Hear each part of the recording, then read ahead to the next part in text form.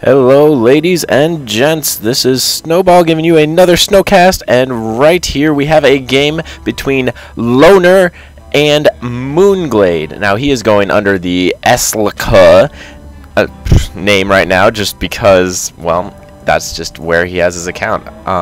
We have Loner right here is actually a Chinese player who competed in the GSL, I believe, Season 2.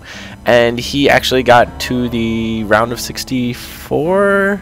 No, he got farther. Sorry, I don't know exactly how he goes, but apparently they're good friends. So this will be a very good match. And a little bit about the other player. We've got Moonglade over here, who is a very prominent Warcraft 3 player.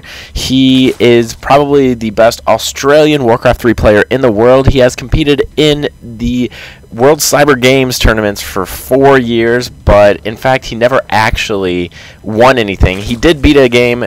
He did win once against the famous Grubby, who is known to many as the best orc player in Warcraft 3 in the world.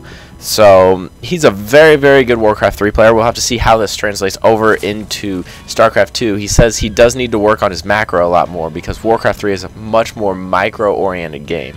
So we'll see, being the predominantly macro race, the Zerg, see how he ends up pulling off the macro from this. And as you can see, he drops a nice little 14 hatch, and he will probably drop a spawning pool here in just a second, sending out his other drone to scout just to see what's up. And we've got Loner doing the double barracks build. So this build is really, really popular among Terrans right now in the meta game. What you can do is you have a couple of options. Either you build these 2 barracks and you can push out with a good number of Marines, say like 5 or 6, bring a couple SCVs to build a bunker down at the expansion so that they can't get any, so they have a chance to lose their hatchery, have to make a bunch of Zerglings and lose drones, all sorts of ridiculous stuff. And this causes the Zerg to be put under a lot of pressure, and then you can just go ahead and grab your expansion nice and freely because you've harassed him plenty and he's just on the defensive for the time being. Or what you can do, as some people like to do, is they just make their 5 Marines or so and then pull every single SCV off their line because they have mules to fund it, and you can actually keep the mules going and just do an all-in attack like that. And that is very difficult to stop, but like I said, it is an all-in attack by every sort of imagination. As you can see right now, we've got Moonglade pulling off a bunch of workers. He's got 6 or 7 drones, 8 drones out right now, just taking down these bunkers. He does not want to have any of this Marine harass, which is oh so popular.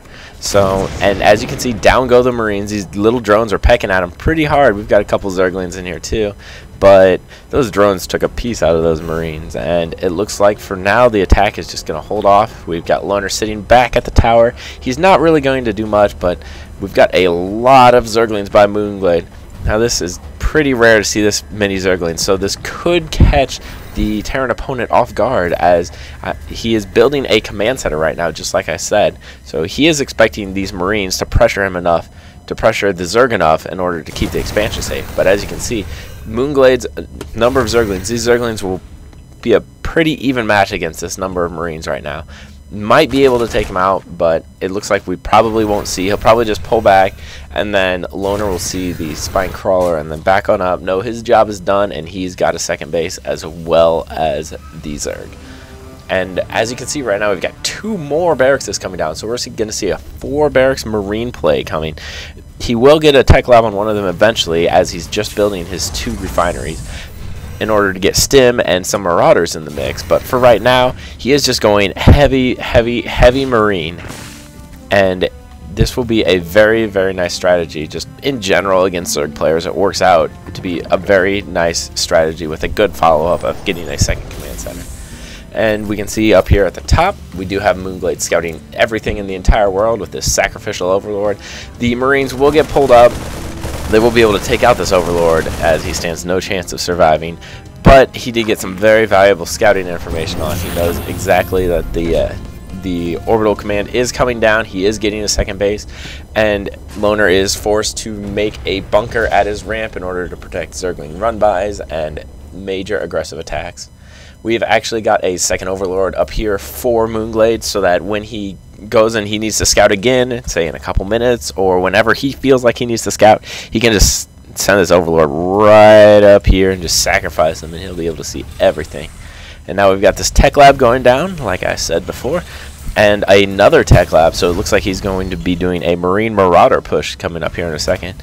Either that, or he's making one of these tech labs for the factory to do a Marine siege tank push. We will have to see which one he wants to do and which one he sees fit. But Loner right now is moving out to the other side of the map.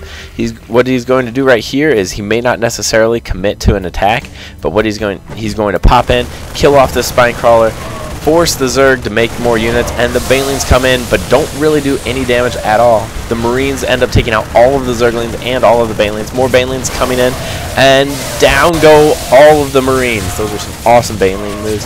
Loner could have microed that a little bit more to pull away, but that is very difficult micro. Only a few players ever have been able to pull off that kind of Marine micro, especially without stim packs.